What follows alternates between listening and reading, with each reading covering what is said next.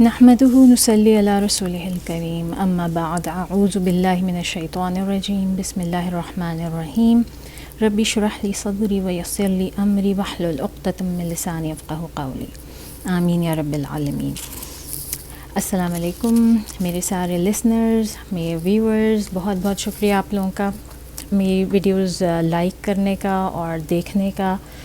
مجھے یقین ہے کہ اس سے بہت زیادہ نہیں تو میں شاید تھوڑا بہت آپ کی زندگی میں ڈفرینس لا سکوں، شاید آپ کو تھوڑی سی نالج ہی پرووائڈ کر سکوں رسول صلی اللہ علیہ وسلم کی زندگی کے متعلق۔ لاسٹ ویڈیو جو ہم نے بنائی تھی وہ 2 عدد تھیں ایک ساتھ، اور وہ تھیں اسراء والمعراج کے بارے میں۔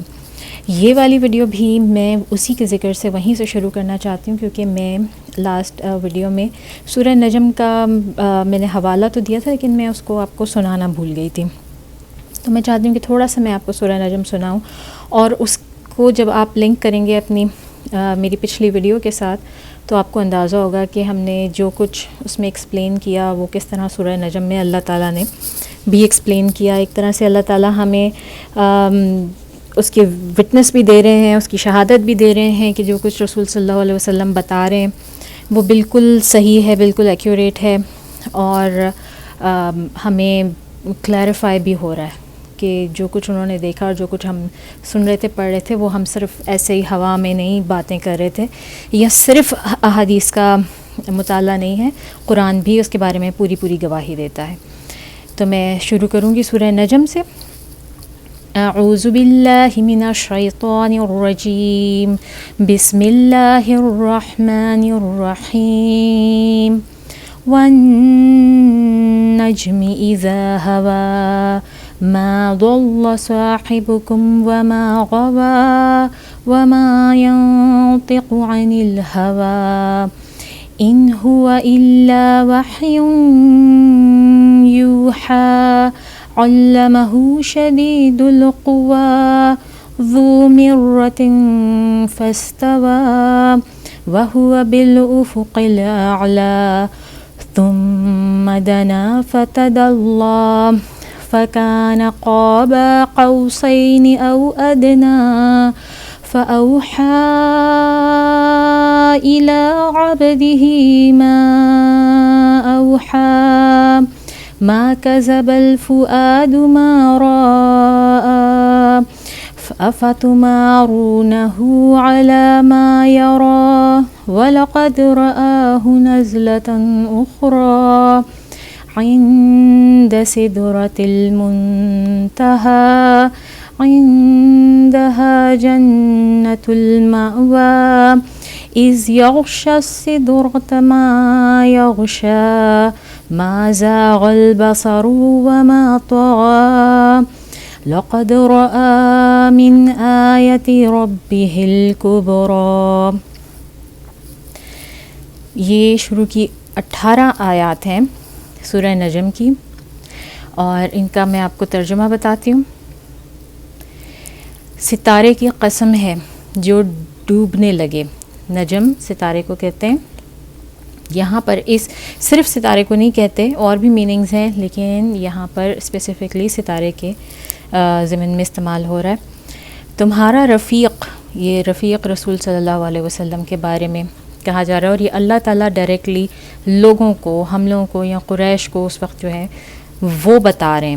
تمہارا رفیق نہ گمراہ ہوا ہے نہ بہکا ہے، وہ نہ ہی اپنی خواہش سے کچھ کہتا ہے، یہ تو وہی ہے جو اس پر آتی ہے۔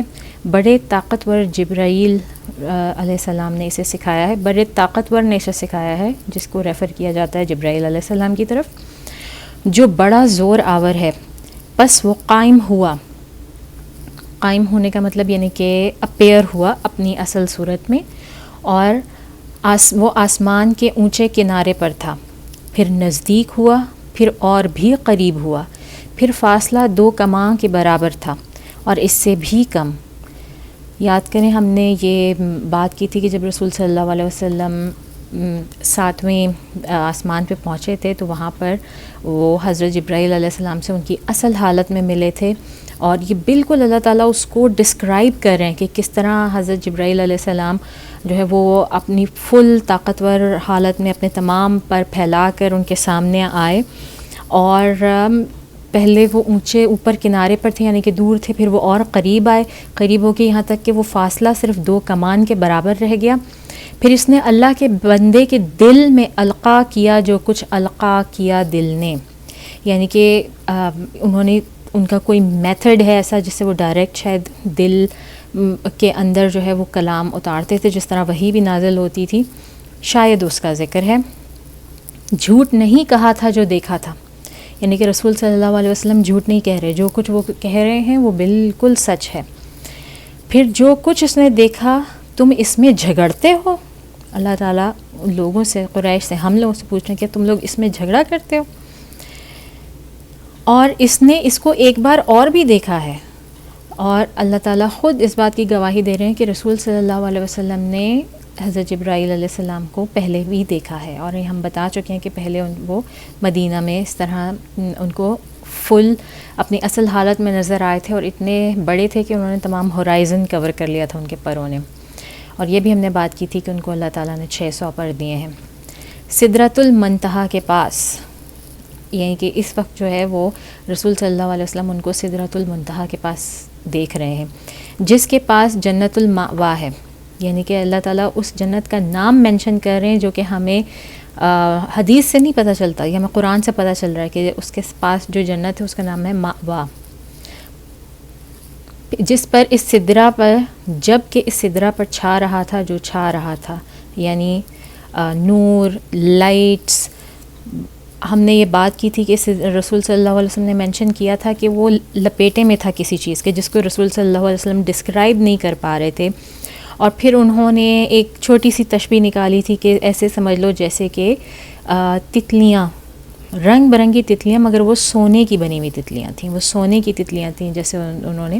اس کو ڈھکا ہوا تھا، اور نور تھا. شاید اس ہر چیز اس سدرہ کے پاس سے نکلتی ہے اور اس پہ آتی ہے واپس. نہ تو نظر بہکی نہ حد سے بڑھی، یعنی کہ اللہ تعالیٰ افرم کر رہے ہیں کہ رسول صلی اللہ علیہ وسلم کی نظریں، انہوں نے پوری طرح سے اس منظر کو ایڈاپٹ کیا، پوری طرح سے اس منظر کو اپنے اندر ایبزورب کیا، نہ ہی وہ جھپکی، نہ ہی وہ ادھر ادھر ہٹیں. یعنی کہ عام انسان اگر کوئی ایسی کوئی غیر ماورائی چیز دیکھ لے نا تو اس کا تو دل بند ہو جائے. اور اول تو اللہ تعالیٰ نے ہمیں انسانوں کو نا وہ نظر ہی عطا نہیں کی. ہم دنیا میں ہماری یہ جو آنکھیں ہیں نا یہ بہت کچھ دیکھنے کے قابل ہی نہیں ہیں، ہم بہت لمیٹڈ ہمیں نظر دی گئی ہے. تو رسول صلی اللہ علیہ وسلم کو اسپیشل وہ ایک نظر دی گئی تھی جس سے وہ سارا کچھ اپنے اندر ایبزارب کر لیں، وہ اڈاپٹ کر لیں، وہ سب کچھ دیکھ سکیں، اس کو برداشت کر سکیں. اس کی جو ہے وہ اللہ تعالیٰ نے، اور وہ اتنی امپورٹنٹ چیز تھی کہ اس کا ذکر اللہ تعالیٰ نے یہاں پر کیا ہے کہ نہ نظر بھٹکی نہ حد سے بڑھی، بے شک اس نے اپنے رب کی بڑی بڑی نشانیاں دیکھیں. اور آپ یہ بڑی بڑی نشانیاں دیکھیں کہ اس پوائنٹ پر رسول صلی اللہ علیہ وسلم ایک تو سدرۃ المنتہا کو دیکھ رہے ہیں جو کہ جسے کہا جاتا ہے کہ آسمانوں کی پیک پر ہے، اور پھر سب سے بڑا زور آور فرشتہ حضرت جبرائیل علیہ السلام ان کو دیکھ رہے ہیں. پھر جو ہے سب سے بزرگیدہ انبیاء ان سے ملاقات ہو رہی ہے. پھر اس کے ساتھ ہی رسول صلی اللہ علیہ وسلم نے جنت دیکھی اور دوزخ دیکھی، ہر چیز. اور پھر باقی سب کچھ چھوڑیں، رسول صلی اللہ علیہ وسلم خود اللہ تعالیٰ کے حضور حاضر ہوتے ہیں. اللہ تعالیٰ کے انہوں نے ان کو دیکھا نہیں لیکن ان کی آواز سنی، ان سے ڈائریکٹ بات کی. تو یہ اس دنیا میں، اس پوری کائنات میں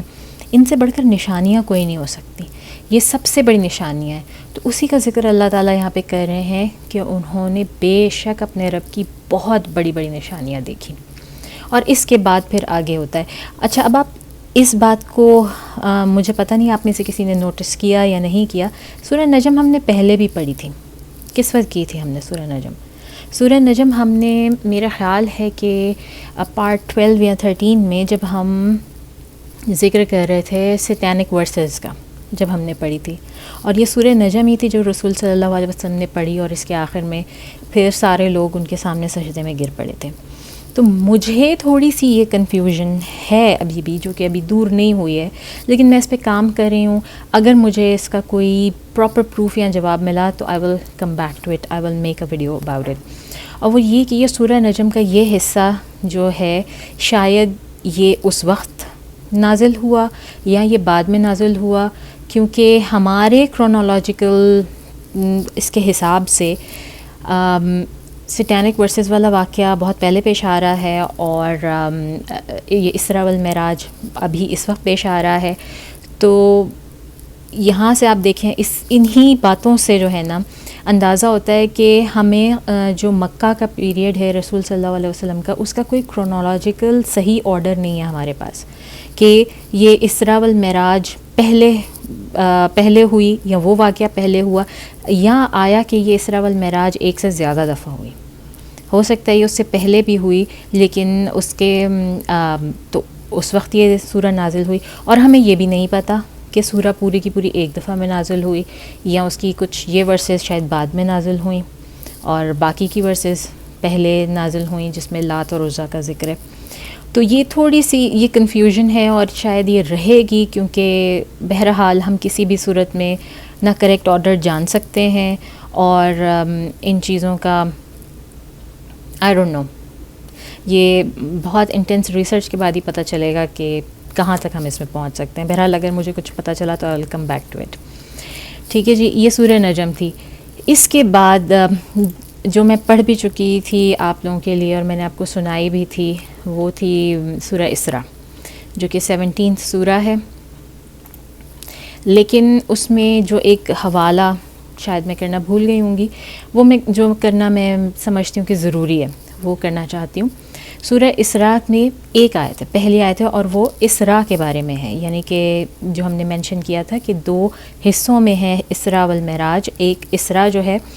وہ ہمارا مسجد الحرام سے مسجد الاقصیٰ تک ہے، اور معراج جو ہے مسجد الاقصیٰ سے اوپر اٹھنے کا پروسیس اللہ تعالیٰ کے حضور جانے کا، جس میں 7 آسمان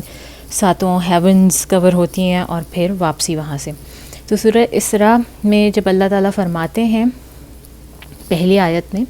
بسم اللہ الرحمن الرحیم سبحان الذی اسری بعبدہ لیلا من المسجد الحرام الی المسجد الاقصی الذي باركنا حوله لنريه من آياتنا إنه هو السميع البصير. میں اپنی تجوید کی غلطیوں کے لیے معافی چاہتی ہوں. I am still a student, اور آئی ڈونٹ تھنک سو کہ میری تجوید ابھی بہت زیادہ اچھی ہے. پاک ہے وہ ذات جس نے راتوں رات اپنے بندے کو مسجد الحرام سے مسجد الاقصیٰ تک کی سیر کرائی، جس کے ارد گرد ہم نے برکت رکھی ہے تاکہ ہم اسے اپنی کچھ نشانیاں دکھائیں. بے شک وہ سننے والا اور دیکھنے والا ہے. اب صرف اس ایک آیت کا ریفرنس ہے، اور اس کو ہم نے ڈیٹیل میں کر لیا ہوا ہے اپنی لاسٹ 2 ویڈیوز میں. لیکن اس کے بعد جو میں آپ کو بتانا چاہتی ہوں یہ کہ اس سورہ میں اس آیت کے فوراً بعد ایک پورا پیراگراف جو ہے نا وہ اللہ تعالیٰ ایک دم سے شفٹ کرتے ہیں یہودیوں کے اوپر، اور ان کے جو غیر اخلاقی حرکات، اور انہوں نے جو گناہ کیے ہیں، بڑے بڑے کبیرہ گناہ، جس میں سب سے بڑھ کر پرابلی ہے شرک، اور اس کے بعد اللہ تعالیٰ کے بھیجے ہوئے انبیاء کا قتل، وہ سب ہیں. ان کا ذکر اللہ تعالیٰ کر رہا ہے. ان کو وہ دوبارہ جو ہے نا وہ اللہ تعالیٰ ایک طرح سے یاد کروا رہے ہیں کہ ہم نے تمہارے ساتھ کیا کیا کیا اور تم لوگوں نے کس طرح سے اس کا رپلائی بیک کیا. میں آپ کو تھوڑا سا اس کا ایسنس دیتی ہوں، اس کا ترجمہ بتاتی ہوں. اور ہم نے موسیٰ کو کتاب دی اور اسے بنی اسرائیل کے لیے ہدایت بنایا کہ میرے سوا کسی کو کارساز نہ بناؤ. اے ان کی نسل جنہوں نے نوح کے ساتھ سوار کیا تھا، بے شک وہ شکر گزار بندہ تھا. اور ہم نے بنی اسرائیل کو کتاب میں یہ بات بتلا دی تھی کہ تم ضرور ملک میں 2 مرتبہ خرابی کرو گے اور بڑی سرکشی کرو گے. پھر جب پہلا وعدہ آیا تو ہم نے تم پر اپنے بندے سخت لڑائی والے بھیجے، پھر وہ تمہیں تمہارے گھروں میں گھس گئے اور اللہ کا وعدہ تو پورا ہونا ہی تھا۔ پھر ہم نے تمہیں دشمنوں پر غلبہ دیا اور تمہیں مال اور اولاد میں ترقی دی اور تمہیں بڑی جماعت والا بنایا۔ اگر تم نے بھلائی کی تو اپنے لیے ہی کی، اور اگر برائی کی تو وہ بھی اپنے لیے ہی کی۔ اور پھر جب دوسرا وعدہ آیا تاکہ تمہارے چہروں پر رسوائی پھیر دیں اور مسجد میں گھس جائیں جس طرح پہلی بار گھس گئے تھے، اور جس چیز پر قابو پائیں اس کا ستیہ ناش کر دیں۔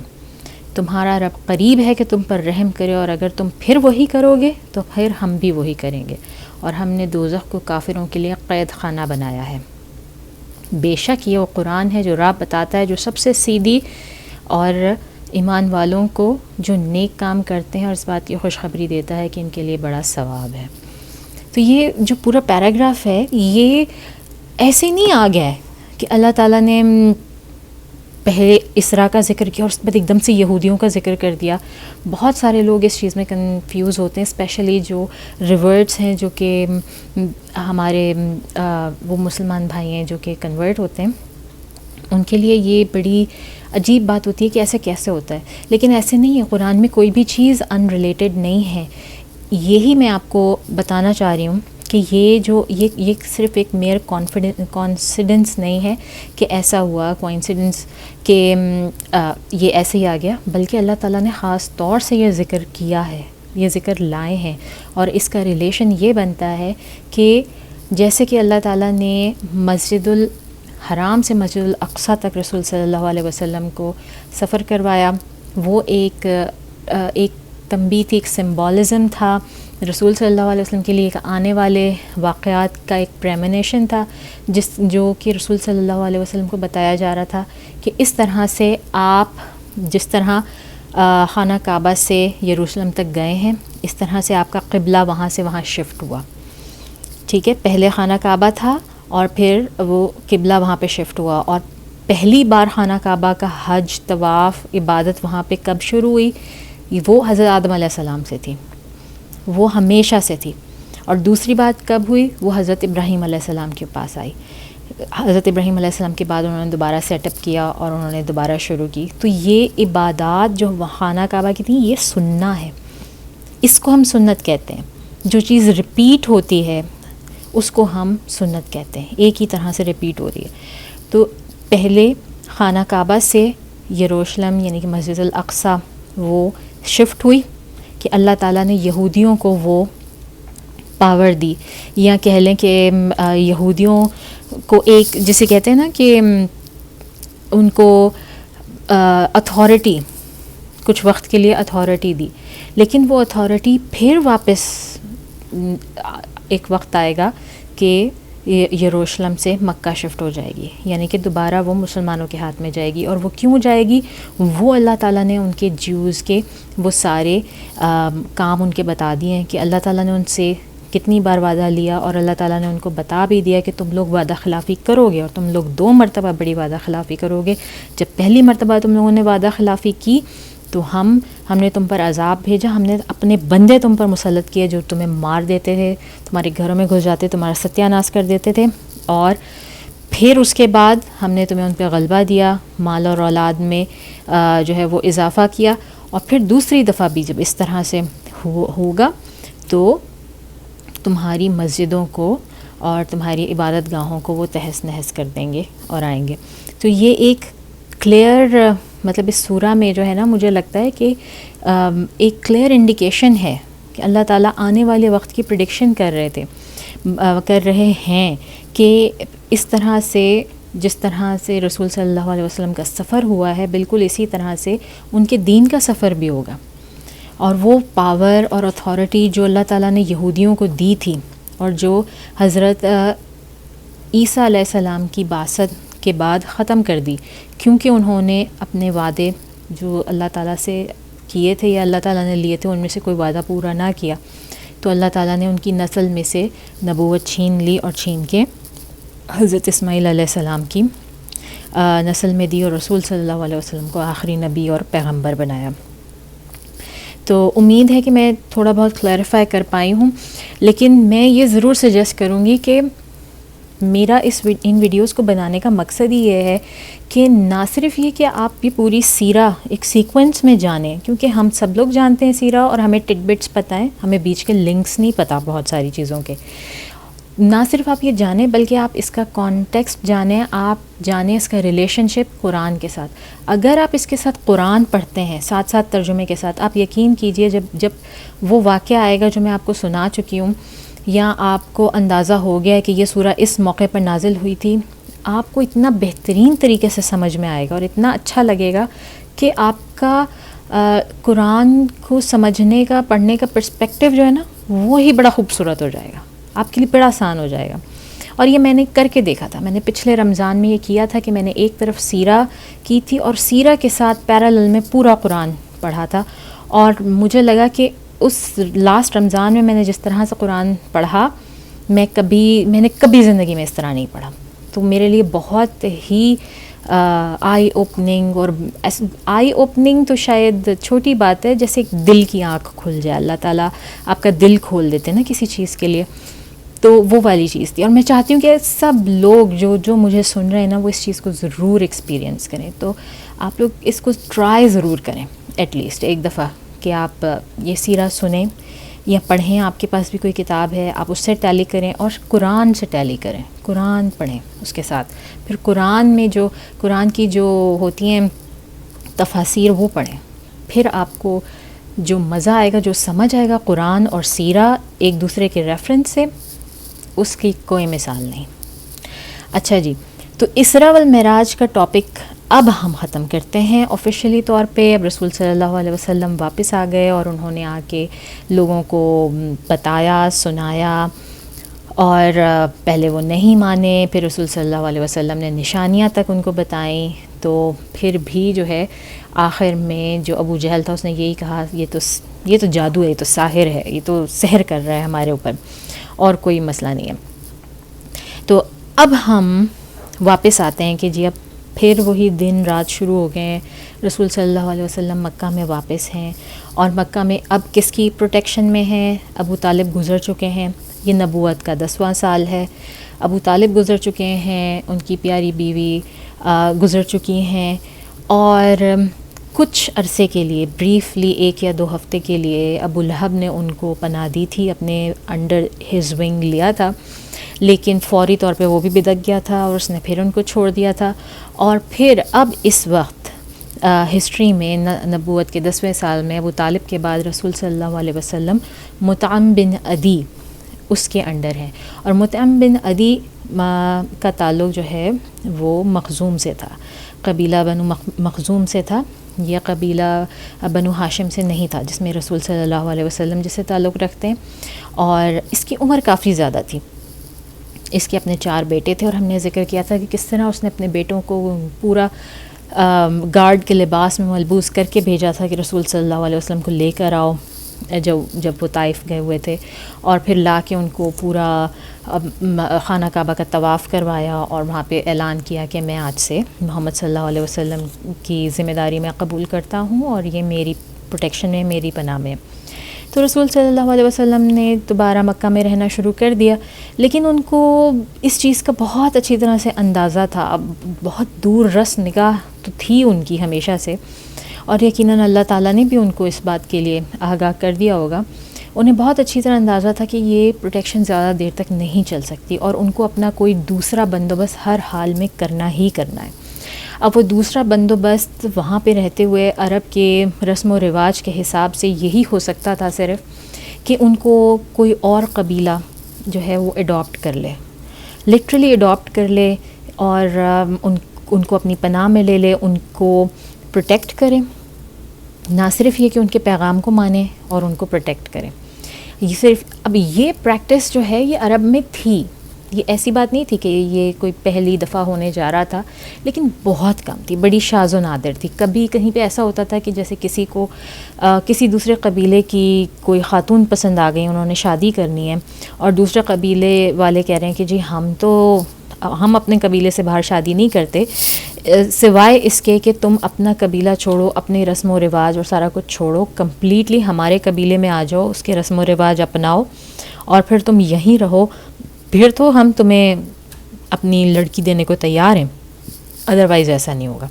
تو اب یہاں پہ تو معاملہ دوسرا تھا، یہاں پر تو کوئی شادی کا معاملہ نہیں تھا، کچھ نہیں تھا. یہاں پہ تو رسول صلی اللہ علیہ وسلم کو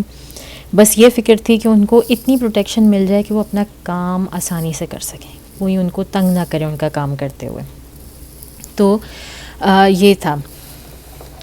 تو رسول صلی اللہ علیہ وسلم، جیسے کہ ہم بہت پہلے بھی بات کر چکے ہیں کہ جب حج کے دن ہوتے تھے اور جگہ جگہ سے قبیلوں کی ٹولیاں آتی تھیں اور منی میں آ کے وہ ٹھہرتی تھیں، تو ان کے پاس رسول صلی اللہ علیہ وسلم جاتے تھے اور ان کو اپنا پیغام دیتے تھے، دعویٰ دیتے تھے. اس سے پہلے وہ ان کو صرف دعویٰ دیتے تھے، لیکن اب اس سال سے انہوں نے جو نبوت کا 10واں سال ہے، نہ صرف دعویٰ دینی شروع کر دی بلکہ انہیں پیشکش بھی کی کہ مجھے اڈاپٹ کر لیں. ان سے یہ بھی کہنا، ان سے پولیٹیکل ازائلم بھی مانگنا شروع کر دیا. ٹھیک ہے، تو یہ بھی انہوں نے شروع کر دیا کافی زیادہ. تو اب یہ چیز جو ہے رسول صلی اللہ علیہ وسلم کافی انہوں نے کافی زیادہ قبیلوں سے بات کی. انہی قبیلوں میں ابھی مطلب جس وقت رسول صلی اللہ علیہ وسلم ان سے بات کر رہے تھے، ابھی ابو طالب کی ڈیتھ نہیں ہوئی تھی اور ان کو پولیٹیکل ازائلم نہیں چاہیے تھی، صرف دعویٰ دے رہے تھے. تو اس وقت ایک قبیلہ کیا بلکہ ان کو ایک بار وہ آئے منی میں، تو انہیں عقبہ کے پاس، عقبہ جو ہے وہ ایک جگہ ہے جہاں پہ آئی تھنک پتھر مارے جاتے ہیں وہاں پہ. تو وہاں پر انہوں نے 6 بندوں کی ایک ٹولی دیکھی بیٹھے ہوئے، اور رسول صلی اللہ علیہ وسلم ان کے پاس گئے اور ان کو پاس جا کے کہا کہ من القوم، یعنی کہ آپ لوگ کہاں سے آئے ہیں یا کس قوم سے تعلق رکھتے ہیں، آپ لوگ کون ہیں؟ تو انہوں نے کہا کہ ہم خزرج سے آئے ہیں. تو رسول صلی اللہ علیہ وسلم نے فرمایا کہ خزرج، کون سا خزرج؟ تو انہوں نے کہا کہ پھر ان کو جیسے تھوڑا یاد آیا نا، انہوں نے کہا اچھا وہ حضرت جو یہودیوں کے پڑوس میں رہتے ہیں؟ تو ان لوگوں نے کہا کہ جی ہاں بالکل، ہم وہی خزرج ہیں، ہم یثرب سے آئے ہیں اور ہم یہودیوں کے پڑوسی ہیں. تو پھر رسول صلی اللہ علیہ وسلم کو یاد آیا، اچھا. تو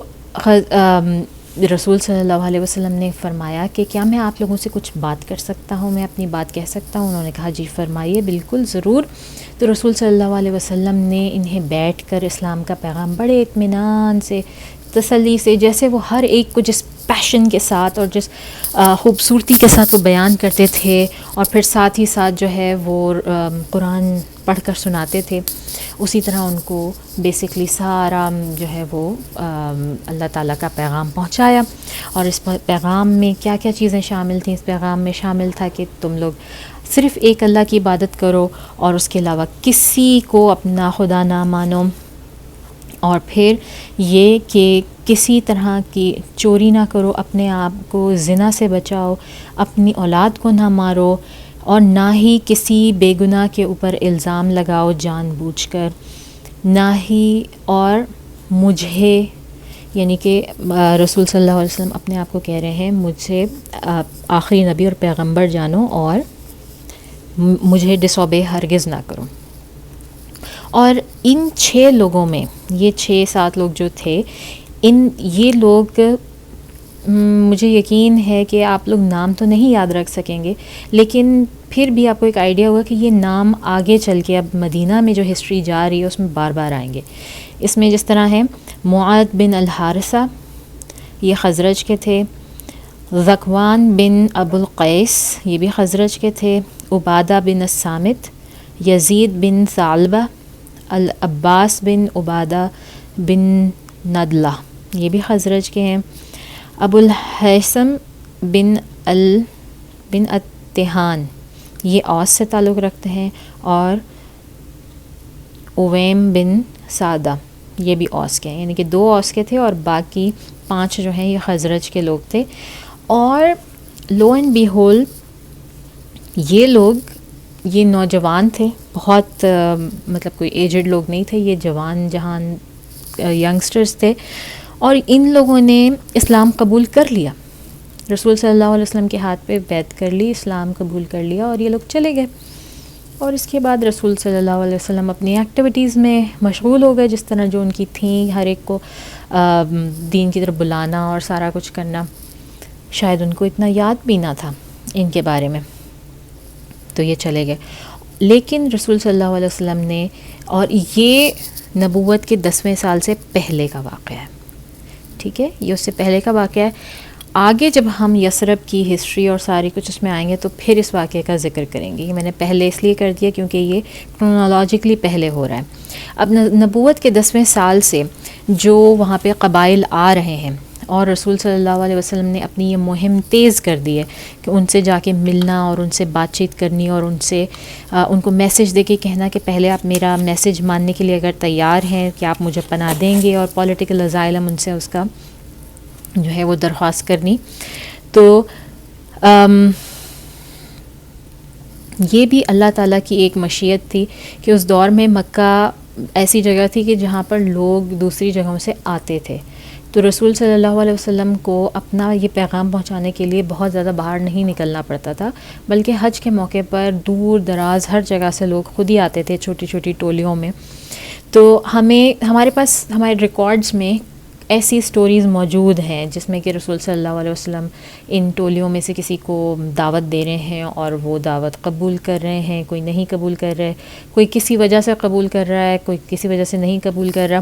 تو اس میں سے ہم کچھ سٹوریز جو ہے وہ نکالتے ہیں اور وہ بتاتے ہیں.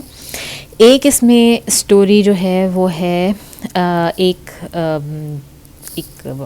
قبیلہ تھا ربیہ ابن عباد.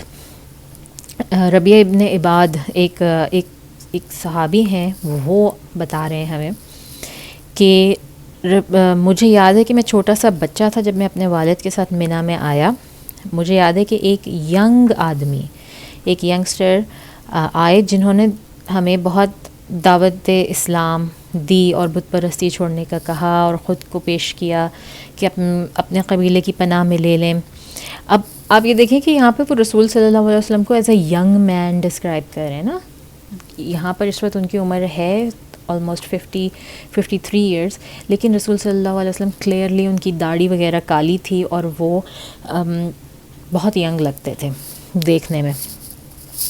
تو ربیہ ابن عباد کہتے ہیں کہ میں سب چھوٹا بچہ تھا اور میں نے دیکھا کہ یہ آئے اور انہوں نے پہلے ہمارے بزرگوں سے بات چیت کی اور پھر خود کو اس طرح پیش کیا. ان کے پیچھے ایک بوڑھا سا آدمی کھڑا تھا جس کی 2 چوٹیاں بھی لٹک رہی تھیں، اور وہ بوڑھا سا آدمی جیسے یہ اپنی بات کر کے ہٹے، ختم کر کے ادھر گئے، تو یہ بوڑھا سا آدمی اس نے جو یمنی جبہ پہنا ہوا تھا، اور وہ کہنے لگا کہ یہ جوان آدمی، یہ جو آدمی ہے نا، یہ میرا بھتیجا ہے، اور اس کی بات نہ سننا، یہ پاگل آدمی ہے. یہ تم لوگوں کو کہہ رہا ہے کہ اپنے خداؤں کو لات اور عزا کو چھوڑ کر اور اپنے باپ دادا کے طریقوں کو اور ان کے خداؤں کو چھوڑ دو، اور اس نے جو نیا مذہب بنا لیا ہے اس پہ جو ہے وہ عمل کرو. مگر میں تم لوگوں کو کہہ رہا ہوں کہ ہرگز ایسا نہ کرنا، اور اپنے باپ دادا کے طریقے کو اور اپنے خداؤں کو ہرگز نہ چھوڑنا. ربیہ کہنے لگے میں نے اپنے والد سے پوچھا یہ بوڑھا آدمی کون ہے؟ تو وہ جوان آدمی کون تھا؟ تو میرے والد نے کہا کہ وہ جوان آدمی وہ ہے جس کو قریش کے لوگ نبی کہتے ہیں، اور یہ بوڑھا آدمی ان کا چچا عبدالعزیٰ ہے، یعنی عبدالعزیٰ کا نام تھا ابو لہب، جس سے پتہ چلتا ہے کہ رسول صلی اللہ علیہ وسلم کا رسول ہونا لوگوں تک پہنچ چکا تھا. یہ فرسٹ ٹائم نہیں تھی وہ سن رہے تھے، وہ سن کر آئے تھے، مگر ان کا انٹریکشن رسول صلی اللہ علیہ وسلم کے ساتھ شاید پہلی دفعہ تھا. ایک اور نریشن کے مطابق جو کئی سیرہ کی کتابوں میں مینشنڈ ہے، رسول صلی اللہ علیہ وسلم کو قبیلے در قبیلے جاتے تھے اور ان کو کہتے تھے کہ کون ہے جو مجھے اڈاپٹ کرے، جو مجھے پناہ دے، تاکہ میں اللہ کا کلام، اللہ کا جو پیغام ہے اس کو عام کر سکوں، اور لا الہ الا اللہ کا جو میسج ہے اس کو عام کر سکوں، کیونکہ قریش میرے لیے بہت رکاوٹیں بن گئے ہیں اس پیغام کو عام کرنے میں، اور وہ مجھے اب اللہ کا کلام نہیں پھیلانے دیتے. رسول صلی اللہ علیہ وسلم نے کئی قبیلوں کو جو پیغام دیا، ان قبیلوں میں کندہ ہیں، عبداللہ بن کلب، بنو حنیفہ، بنو سعسہ، یہ بہت بڑے بڑے قبائل بڑے قبائل ناٹ ان دا سینس کہ ان میں لوگوں کی تعداد زیادہ تھی، مگر یہ بہت زور آور قبیلے بھی تھے. جیسے قریش اس وقت جو ہے وہ قریش سب سے زیادہ زور آور قبیلہ سمجھا جاتا ہے، لیکن اس کے علاوہ یہ بھی بہت لڑائی والے جنگجو اور بہت زور آور، بہت طاقتور قبیلے تھے سارے کے سارے. اور کچھ سٹوریز ہیں ہمارے پاس ادھر ادھر ان قبیلوں میں سے، اور ان میں سے جو ایک مشہور سٹوری ہے وہ ہے کندا کی، بنی کندا کی. ایک بہت ہی بڑا اور گلوریس قبیلہ تھا جو کہ کسی زمانے میں قریش کی جو ہے وہ بالادستی ہونے سے پہلے ان کی بالادستی بھی تھی ایک زمانے میں عرب پہ، اور یہ بڑے طاقتور سمجھے جاتے تھے، بڑے جنگجو سمجھے جاتے تھے. ان کو تھا کہ بہت زوم تھا. اور پھر آہستہ آہستہ جیسے ہر عروج کو زوال ہوتا ہے، ان کا بھی زوال آیا، اور اب اس وقت یہ لوگ اپنی اس کھوئی ہوئی گلوری کو تلاش کر رہے تھے. یہ لوگ ان حالات میں تھے کہ کسی طرح انہیں موقع ملے اور یہ واپس اپنی اس گلوری کو، اس اتھارٹی کو ریکلیم کریں عرب میں جو پہلے تھے ان کی.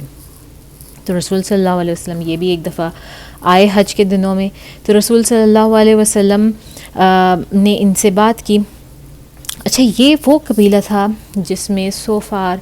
کیونکہ پورے عرب میں کوئی کنگ تو تھا نہیں، کوئی ایک بڑا لیڈر یا حکمران نہیں تھا، لیکن یہ قبیلہ ایسا تھا کہ جس میں تھوڑی بہت ایسا تھا کہ جیسے ان کے پاس کوئی ایک کنگ ٹائپ کی چیز تھی. انہوں نے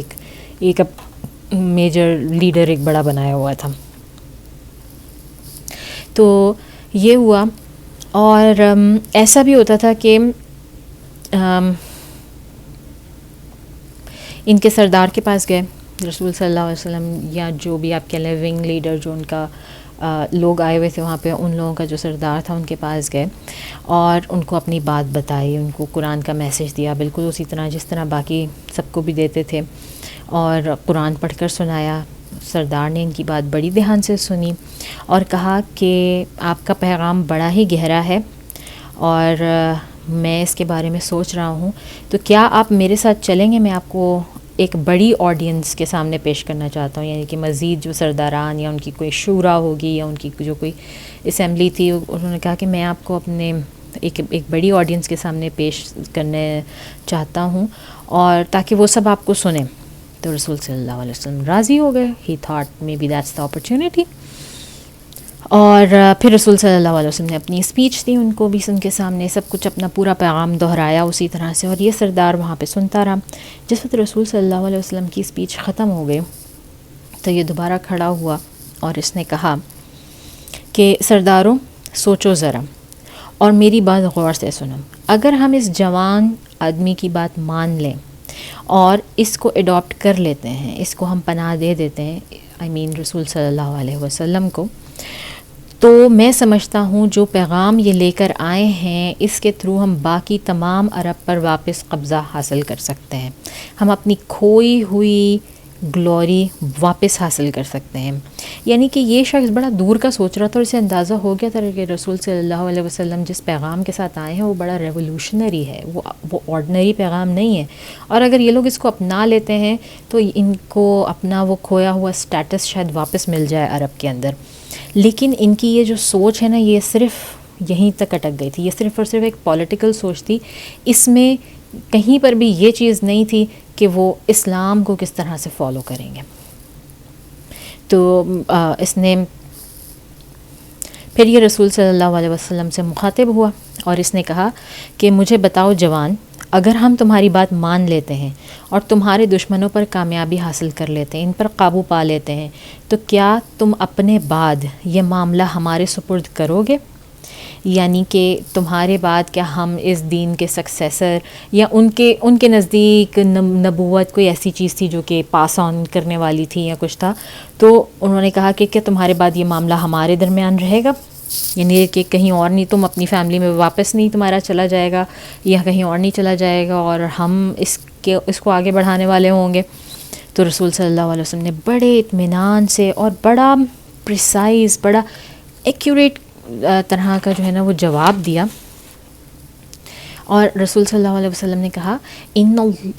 ان الارض للہ یورث من یشاء من عبادہ، کہ بے شک زمین تو صرف اللہ تعالیٰ کی ہے اور وہ جس کو چاہے اس میں اس کا مالک بنا دے. اب رسول صلی اللہ علیہ وسلم ہمیشہ ہی بات اس طرح کیا کرتے تھے کہ نہ کسی کی دل آزاری ہو اور مطلب بھی مفہوم بھی کمپلیٹلی واضح ہو جائے. تو ان کو سمجھ میں آ گیا کہ رسول صلی اللہ علیہ وسلم کہہ رہے ہیں کہ زمین تو اللہ کی ہے، اور لوگوں کو ابھی یہ کانسیپٹ نہیں ہے اس ٹائم پہ کہ زمین اور ہماری زندگیاں اور ہماری زندگی کا مقصد صرف اللہ ہے. تو وہ اس بات پہ بدک گئے. انہوں نے کہا کہ ہیں اس کا مطلب ہے کہ آپ چاہتے ہیں کہ ہم آپ کے پیچھے چلیں اور ہم ہم اپنی گردنیں جو ہیں وہ نیزوں پہ رکھ کے آپ کے سامنے پیش کریں، اور جب آپ کا مقصد حاصل ہونے کے لیے ہمارا خون بہے اور سارا کچھ ہو جائے اور پورے عرب پر قابو پا لیا جائے، تو جو کنگڈم ہے، جو لینڈ ہوگا وہ ہمارا نہیں ہے، پھر بھی وہ اللہ تعالیٰ کا ہے یا وہ آپ کا ہے. ان کے نزدیک وہ آپ کا ہے. تو وہ اس بات سے کافی برہم ہوئے. تو اور انہوں نے کہہ دیا کہ ٹھیک ہے پھر جی آپ جائیں، ہمیں آپ کی ضرورت نہیں، ہم آپ کو اکوموڈیٹ نہیں کر سکتے، ہم نہیں یہ شرط قبول کر سکتے. تو رسول صلی اللہ علیہ وسلم وہاں سے آ گئے، کیونکہ رسول صلی اللہ علیہ وسلم کا جواب صاف تھا کہ ہر حالت میں ایک اسلامک اسٹیٹ میں جو اتھارٹی ہوتی ہے وہ صرف اللہ تعالیٰ کی ہوتی ہے، اور اللہ تعالیٰ جس کو چاہے اس کا وقتی طور پہ مالک بنا دے، اس کا کیئر ٹیکر بنا دے. خلیفۃ اللہ اسی لیے کہا جاتا ہے، لیکن ایسا نہیں ہوتا کہ کنگڈم جو ہے وہ ہو. میں آج کل کیونکہ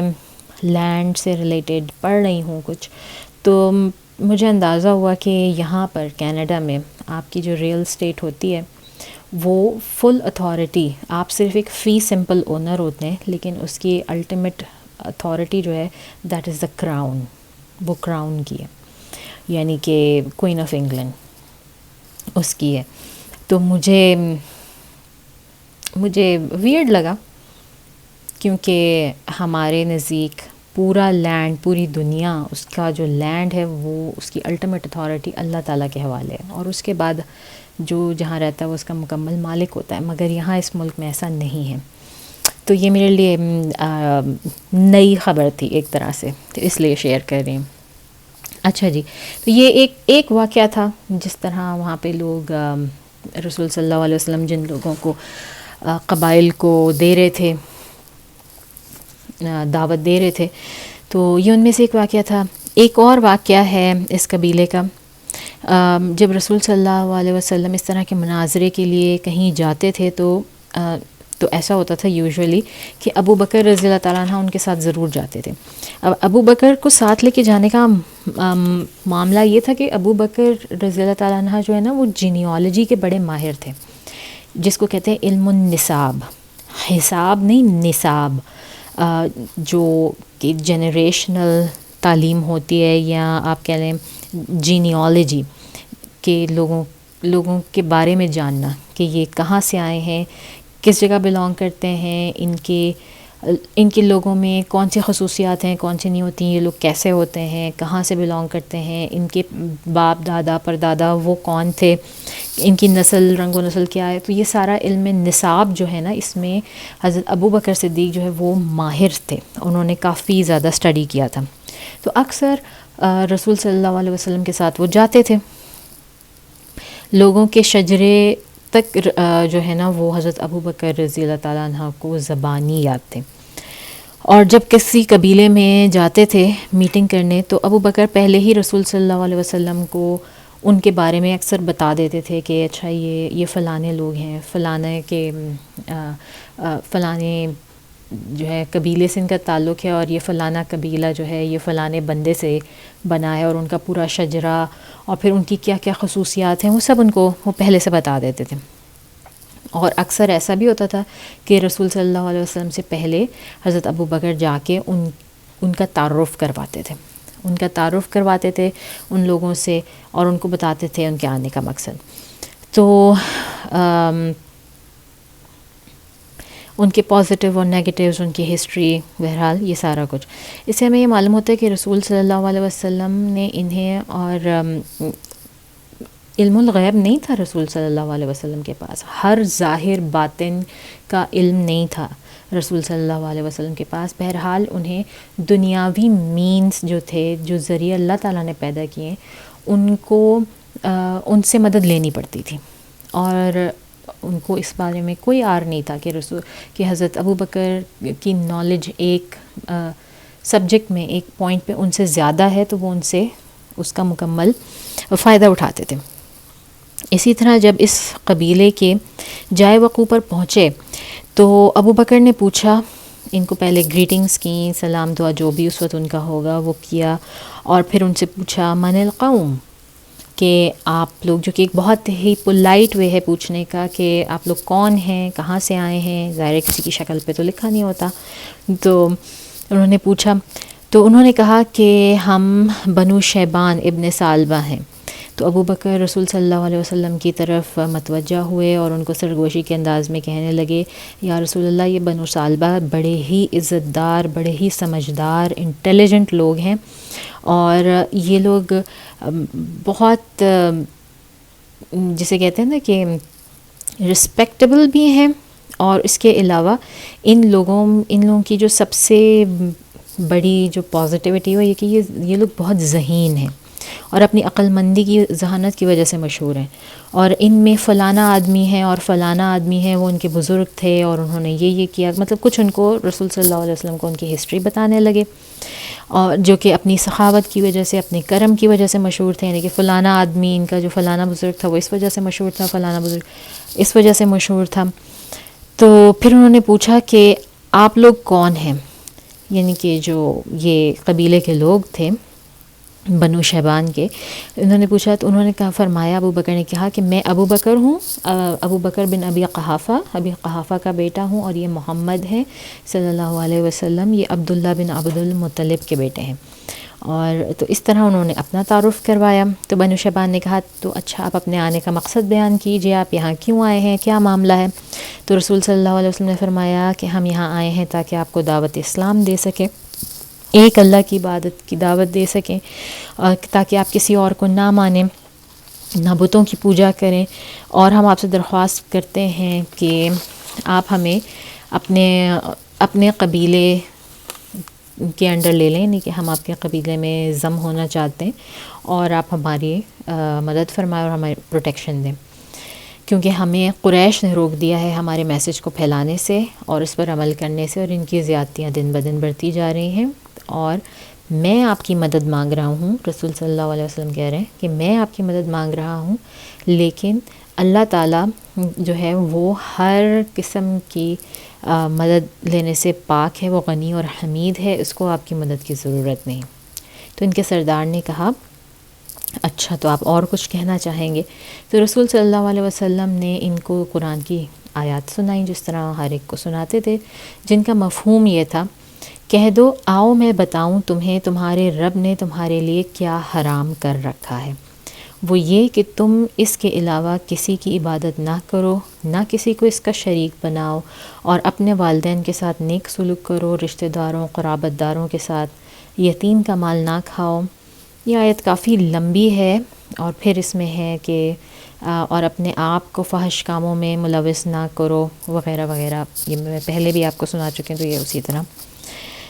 تو ان کے سردار نے کہا، اس کے علاوہ بھی کچھ اور ہے آپ کے پاس؟ تو رسول صلی اللہ علیہ وسلم نے اس موقع پر چند مشہور آیات پڑھیں، جو کہ ہم آئی تھنک سب مسلمانوں کو پتہ ہی ہے، اور وہ ہے، ان اللہ یأمر بالعدل والاحسان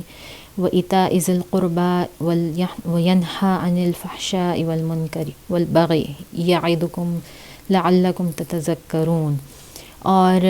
یہ آیات جو ہے نا، جب سے ایک سننا سی بن گئی ہے کہ اکثر جمعے کے خطبے میں بھی اور دوسرے خطبات میں بھی پڑھی جاتی ہیں، جبکہ یہ اسپیسیفکلی جمعے کے خطبے میں نہیں پڑھی گئی. اس موقع پر رسول صلی اللہ علیہ وسلم نے پڑھی تھی،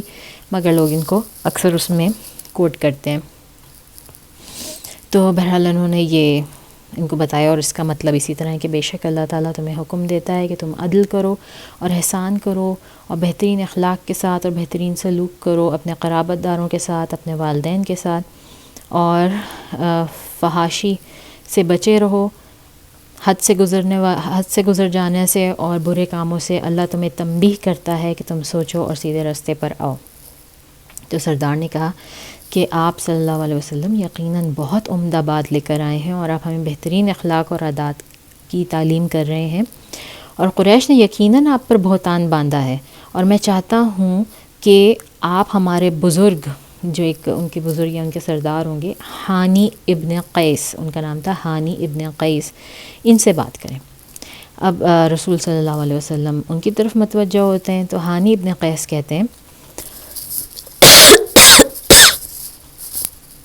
ایکسکیوز می، معاف کیجیے گا، ہانی ابن قیس کہتے ہیں کہ میں نے جو کچھ سنا اور آپ نے صلی اللہ علیہ وسلم نے جو کچھ فرمایا، اور قریش کے بندے ہیں آپ، اور اگر ہم اپنا دین اور مذہب چھوڑتے ہیں اور جو کچھ آپ نے فرمایا اس پر آ جاتے ہیں، تو پہلی صرف ایک ملاقات کے بعد ہی، آپ سے ایک ملاقات کرنے کے بعد ہی، تو یہ شاید بہت جلد بازی کا فیصلہ ہو جائے گا، اور آگے چل کے شاید یہ ہمارے لیے تکلیف کے باعث ہو۔ پھر ہم اپنے زیادہ تر لوگوں کو تو پیچھے چھوڑ آئے، ہم تو بہت تھوڑے سے لوگ ہیں، اور جن کی مشاورت ہم سے نہیں ہوئی اس سلسلے میں، اور جس پر ہمیں ان کی سپورٹ کی بہت ضرورت ہوگی، اور آپ کو بھی ان کی سپورٹ کی ضرورت ہوگی۔ پھر ہم اپنے اور اچھا، تو مجھے لگتا ہے کہ ہم بھی تھوڑا انتظار کرتے ہیں، اور آپ کو بھی تھوڑا انتظار کرنا چاہیے، اور ہم اگلے سال ہم پھر آئیں گے، اور اگلے سال آپ بھی تشریف لائیں، اور پھر ہم جو ہے وہ طے کریں گے کہ آیا کہ ہم نے آپ کو فالو کرنا ہے یا نہیں کرنا۔ اور پھر میں یہ بھی چاہتا ہوں کہ ہمارے جو ملٹری لیڈر ہیں، ان کے ملٹری لیڈر تھے المثنى بن حارثہ، ان کا بھی مشورہ لیا جائے اس معاملے میں، یہ بھی بہت ضروری ہے۔ اب یہ مثنى بن حارثہ جو ان کے ملٹری لیڈر تھے، یہ بھی وہیں بیٹھے ہوئے تھے، تو یہ کیا کہتے ہیں، یہ کہتے ہیں جو کچھ ہمارے بزرگ ہانی نے کہا وہ سچ ہے، ہم جلد بازی نہیں کر سکتے۔ اس کے علاوہ ایک بات اور بھی ہے، اور وہ یہ کہ ہم عربوں کا وہ گروپس ہیں جن کے معاہدات اور جن کے تحفظات نہ صرف عربوں کے ساتھ ہیں، بلکہ ہم بارڈر لائن پہ رہنے والے ہیں، اور ہمارے پڑوسی ساسنیڈز ہیں، یعنی کہ کسریٰ کے ساتھ بھی ہمارے کافی معاہدات اور تحفظات بندھے ہوئے ہیں۔ کسریٰ کون ہے؟ کسریٰ جی پرشین ایمپائر، ساسنیڈز، کیونکہ اس وقت ہسٹری میں جو دور یہ چل رہا ہے، اس وقت بہت مطلب یہ جو پورا کانٹیننٹ ہے،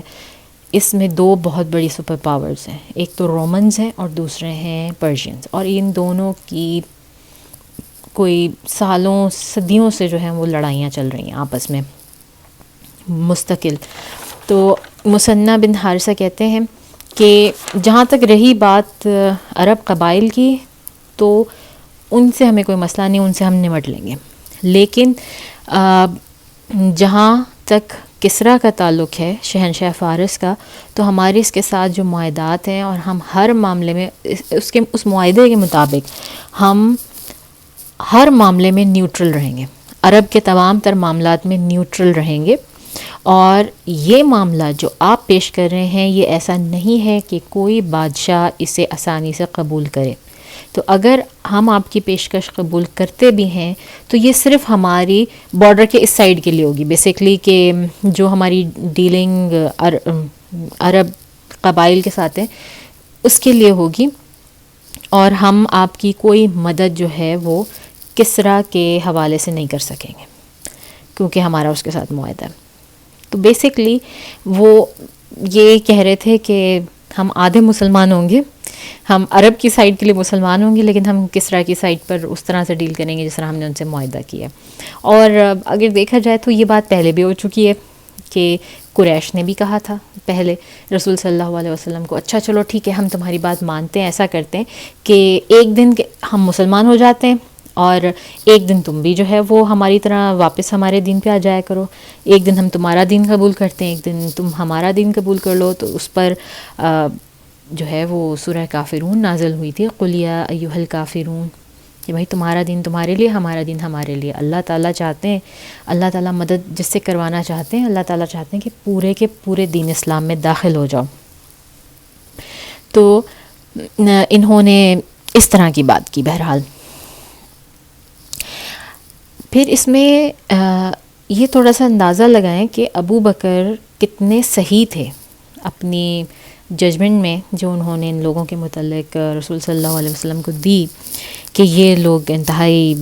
مطلب عقل مند ہیں اور بہت ریشنالٹی سے، بڑی عقل سے سوچتے ہیں ہر چیز کو.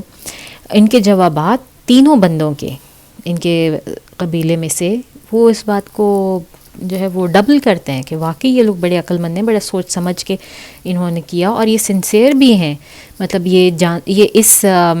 میسج کا جو پوٹینشیل ہے وہ اس کو سمجھ بھی رہے ہیں، اس کو جان بھی رہے ہیں، اور جانتے ہیں کہ یہ میسج عام میسج نہیں ہے، یہ واقعی کرنے والا ہے، اور یہ اتنا ریولوشنری میسج ہے کہ اس سے ریولوشن آ سکتا ہے. اور ریولوشن صرف عرب کی حد تک نہیں آئے گا، بلکہ پھر جب آئے گا تو وہ شاید باہر تک نکلے، اور پھر وہ شاید ہم کنٹرول نہ کر پائیں. یعنی کسرا کے ساتھ ہمارے معاہدات ہیں، اور وہ اتنی بڑی وہ ہے کہ یہ عرب قبائل یہ سوچ ہی نہیں سکتے تھے کہ یہ کسی بھی حالت میں کسرا سے یا قیصر سے، رومن سے یا پرشین سے کوئی پنگا لے سکیں، ان کے ساتھ کسی قسم کی لڑائی کر سکیں. ان کے وہم و گمان میں نہیں تھا کہ یہ کبھی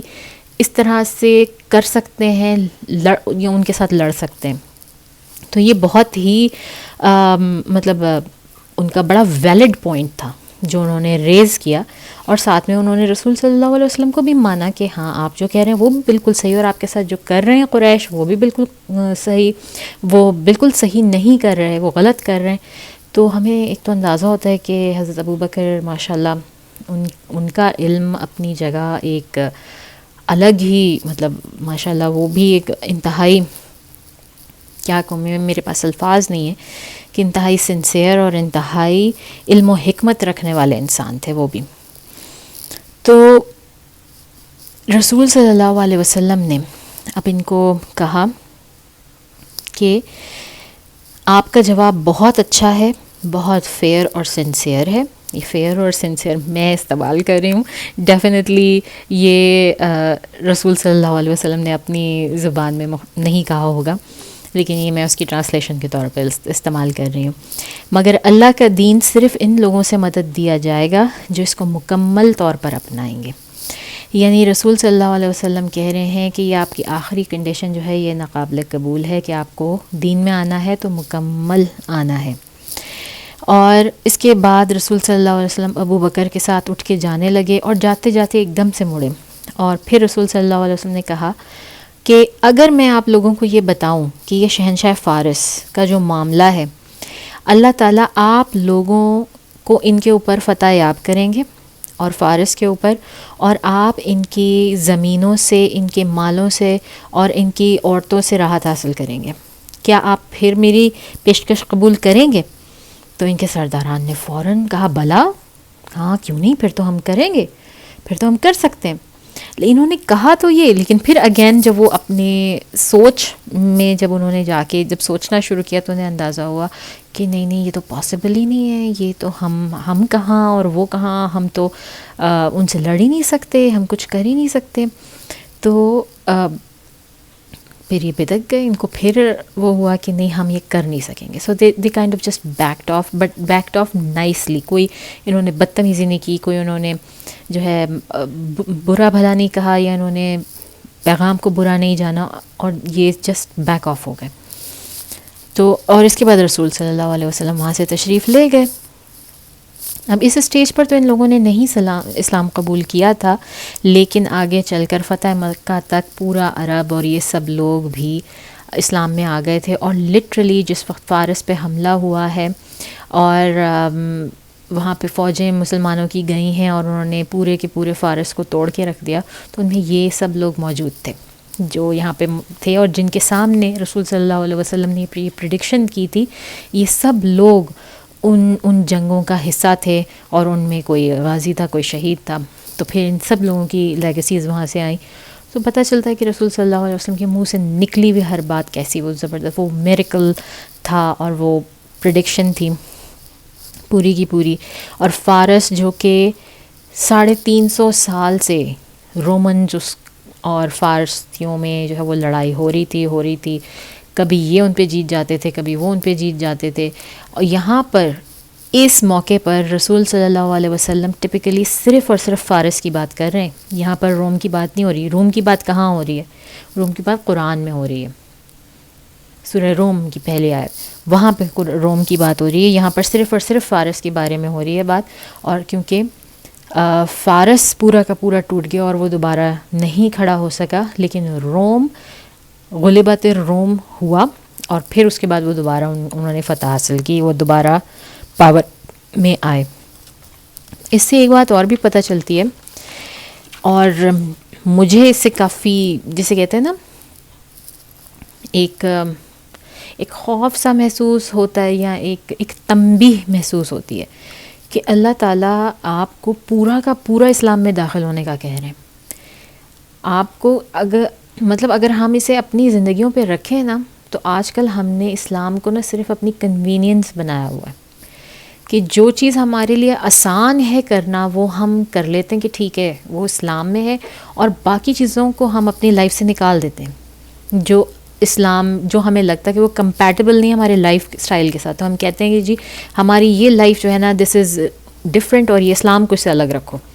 میرے اس کام میں اسلام کا کوئی کام نہیں ہے, اس کو بیچ میں نہیں آنا چاہیے. لیکن ایسا نہیں ہے. اسلام وہ واحد مذہب ہے جو آپ کی زندگی کے ہر نقطے کو, ہر پوائنٹ کو اور ہر اینگل سے جو ہے نا اس کا احاطہ کر لیتا ہے. آپ اپنی زندگی میں کوئی بھی دن ایسا نہیں, مجھے نہیں لگتا کہ کوئی بھی کام, کوئی بھی فیصلہ, کوئی بھی چیز ایسی آپ کر سکتے ہیں جس میں سے آپ کہیں کہ اس میں سے اسلام کو پوری طرح نکال کے باہر پھینک دو اور اس کے بغیر بات کرو. ایسا نہیں ہے. یہ صرف ہماری اپنی سوچ کی بات ہے, ہماری اپنے علم کی بات ہے, یہ ہماری اپنی حکمت کی بات ہے کہ ہمارا علم یا تو اتنا نہیں ہے, یا پھر ہماری حکمت اس کو نہیں پہنچ سکتی کہ جب ہم یہ کہتے ہیں کہ میں ان چیزوں میں جو ہے نا وہ دین, میں سمجھتی ہوں یا میں سمجھتا ہوں کہ دین یہاں تک جو ہے نا وہ اس کو بیچ میں نہیں آنا چاہیے ان معاملات میں, اور ان کو دور ہو جانا چاہیے. ہر معاملے میں ہمارے پاس انسٹرکشن موجود ہے, اور ہم ہر معاملے کو لا سکتے ہیں دین کے اندر. اور اللہ تعالیٰ آپ دیکھ لیں کہ دین کی مدد ان سے کروا رہے ہیں جو اس بات پر راضی ہوں گے کہ ہم پورے کے پورے دین میں داخل ہوں گے, جو کہ انکنڈیشنلی راضی ہوں گے. تو مجھے ایک چیز اور بھی سمجھ میں آتی ہے, اور یہ صرف میرا پوائنٹ آف ویو ہے, I am just discussing it with you. آپ میں سے کسی کو ماننے کی ضرورت نہیں ہے. آپ دیکھیں جیسے جیسے لوگوں نے یہ کیا ہے نا کہ وہ اپنے آپ کو پورا اسلام کے اندر نہیں لائے, اور انہوں نے اس میں سیگریگیشن شروع کر دی کہ یہ معاملات ہم اس میں سے اسلام کو نکال دیں گے اور اس میں رکھیں گے. جیسے کہ پولیٹیکل معاملات, حکومتی معاملات ہیں, ان میں سے کئی جگہ کئی چیزوں میں سے دین کو نکال دیا جاتا ہے, اسلام کو نکال دیا جاتا ہے. آپ دیکھیں اللہ تعالیٰ نے ان لوگوں سے پاور چھینی ہے, ان لوگوں سے پاور چھینی ہے, اور ان کے ہاتھ میں دی ہے جو پورے کے پورے اسلام میں آنے کو تیار تھے, اس وقت اپنا سب کچھ دینے کو تیار تھے. جس طرح میں دیکھتی ہوں ہسٹری میں کہ پہلے اسٹارٹ جو ہے وہ عرب سے ہو رہا ہے, اتنے عرصے تک خلافت عرب میں رہی, لیکن جب وہاں پر یہ سب شروع ہوا تو یہ خلافت ان سے چھن گئی اور وہ ترکوں میں چلی گئی. اور ترکوں کے بعد ابھی تک تو وہ خلافت دوبارہ نہیں آئی ہے, لیکن میں ویسے ہی ایک اوور آل انالیسس کے طور پہ دیکھوں تو ہم جو مسلمان ممالک کے لوگ ہیں نا, اب ہم لوگوں کا اسلام اتنا مضبوط نہیں ہے. اب یہ پاور مجھے نہیں لگتا کہ کسی مسلم ملک کے حالت میں آئے گی, لیکن میں یہ دیکھتی ہوں کہ یہ جو ریورٹس اور جو کانورٹس ہیں نا, بہت زیادہ بڑی تعداد ان کی ایسی ہے, جب یہ لوگ اسلام میں داخل ہوتے ہیں نا تو یہ ہم سے بہت بہتر ہوتے ہیں, یہ پورے کے پورے اسلام میں داخل ہوتے ہیں. تو مجھے ایسا لگتا ہے کہ اب اللہ تعالیٰ انہیں جو ہے نا وہ اس شرف سے نوازیں گے, کیونکہ یہاں پہ اس رسول صلی اللہ علیہ وسلم کی اس حدیث سے, ان کے الفاظوں سے ہمیں پتہ چل رہا ہے کہ اللہ تعالیٰ پاور اس کو دینے والے ہیں جو اسلام میں پورا کا پورا داخل ہو رہا ہے, آدھا ادھورا نہیں, یا صرف اپنی کنوینئنس کے لیے نہیں, یا صرف اپنے آپ کو دنیا میں فٹ ان کرنے کے لیے نہیں. تو یہ ایک پوائنٹ تھا جو کہ مجھے لگا کہ شاید ریلیونٹ ہے. بہرحال یہ میرا اوپینین ہے, آپ میں سے کسی کو اس پہ کامنٹ کی یا ماننے کی کوئی ضرورت نہیں ہے. اچھا جی، اب ہم نے یہ بنو شیبان کا جو ہے یہ قصہ یہاں پر ختم کیا، اور یہ پریڈکشن اس طرح پوری ہوئی، اور اگلے ہی چند سالوں کے اندر اندر فارس ٹوٹ گیا، جو کہ صدیوں سے جس کو رومنز یا کوئی بھی طاقت توڑ نہیں پا رہی تھی، اور مسلمانوں نے لٹرلی 2 سال کے اندر پورے فارس کے نہ صرف ٹکڑے ٹکڑے کر دیے، یہ آذربائیجان اور ترکمانستان اور وہ سب، بلکہ وہ دوبارہ کبھی اپنے پیروں پہ وہ ساری ریاستیں اکٹھی ہو ہی نہیں سکیں، وہ دوبارہ کبھی کھڑا نہیں ہو سکا۔ اور لیٹر آن آگے چل کے ہم یہ بھی دیکھیں گے کہ رسول صلی اللہ علیہ وسلم نے جب خطوط اپنے بھیجے تھے ان لیڈرز کو، اور ان میں اسلام کی دعوت دی تھی، تو یہ کسریٰ جو تھا، شہنشاہ فارس جو تھا، اس نے رسول صلی اللہ علیہ وسلم کے خط کے ٹکڑے ٹکڑے کر دیے تھے، اور اس وقت رسول صلی اللہ علیہ وسلم نے کہا تھا جس طرح اس نے میرے خط کے ٹکڑے کیے ہیں، اللہ تعالیٰ اس کی ریاست کے اسی طرح سے ٹکڑے کر دے گا، اور بالکل ایسا ہی ہوا تھا۔ لیکن روم کے بارے میں ایسا نہیں تھا، سیزر نے بہت اچھی طرح سے جواب دیا تھا، بہت بہترین، اور روم کے بارے میں ایسی پریڈکشن نہیں تھی، ان کی پریڈکشن قرآن میں موجود تھی، تو وہ ہم آج بھی دیکھتے ہیں کہ کافی حد تک قائم ہے۔ تو میرا خیال ہے کہ ہم یہ ویڈیو یہاں تک ختم کرتے ہیں۔ اس کے بعد یہ ٹاپک تو نہیں ابھی ختم ہوا، ڈیفینیٹلی یہ نیکسٹ ویڈیو میں جائے گا، اور اس کے بعد ہم نے پھر دیکھنا ہے کہ آگے یثرب تک بات کیسے پہنچی، پھر رسول صلی اللہ علیہ وسلم یثرب میں کیسے پہنچ گئے، جب یہ اتنے بڑے بڑے قبیلوں سے اور ادھر ادھر وہ بات چیت کر رہے تھے، اور وہ اس حد تک بھی آ گئے تھے، تو پھر وہ یثرب کیسے پہنچے۔ تو نیکسٹ ویڈیو کا انتظار کریں انشاءاللہ، اور اس میں ڈیٹیل سے ہم یہ بات کریں گے کہ یثرب تک کیسے پہنچے۔ مگر یہ مت بھولیے گا کہ ایک بار 6 لوگ یثرب کے وہ مسلمان ہو کے جا چکے اب سے، یعنی کہ ہسٹری کے اس پوائنٹ سے 1-2 سال پہلے۔ بہت بہت شکریہ سننے کا، اور میرے حق میں دعا کیجیے، میری فیملی کے لیے دعا ضرور کیجیے گا، اور میری تمام غلطیوں کے لیے میں خدا آپ سے معافی چاہتی ہوں۔ اللہ تعالیٰ کی ذات ہر غلطی، ہر کمی سے، گناہ سے پاک ہے۔ السلام علیکم ورحمۃ اللہ وبرکاتہ۔